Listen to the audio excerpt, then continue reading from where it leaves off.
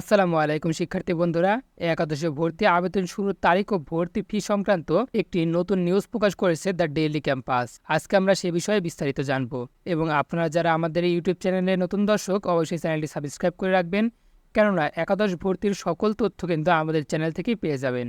চলতি বছরের এসএসসি ও সমমান পরীক্ষায় পাশের পর এবার একাদশে ভর্তির অপেক্ষায় শিক্ষার্থীরা 2-1 দিনের মধ্যে এ বিষয়ে বিজ্ঞপ্তি জারি করবে শিক্ষা বোর্ডগুলো। ঢাকা বোর্ডের সূত্রে জানা যায়, একাদশ শ্রেণীতে ভর্তির আবেদন শুরু হবে 26শে মে। 3 ধাপে আবেদন নেওয়া হবে। অনলাইনে আবেদন চলবে। নির্ধারণ করা হয়েছে কলেজের সর্বোচ্চ ভর্তি ফি।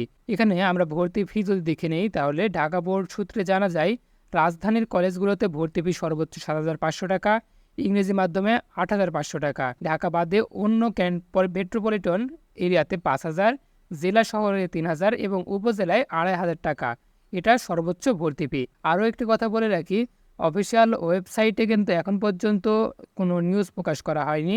যেমন আমরা যদি সার্চ করি এক্সআই ক্লাস অ্যাডমিশন, এটা যদি আমরা দেখি তাহলে দেখতে পাচ্ছেন যে এই সার্ভার এখনও ডাউন রয়েছে, এখন পর্যন্ত কোনো কিছু প্রকাশ করা হয়নি।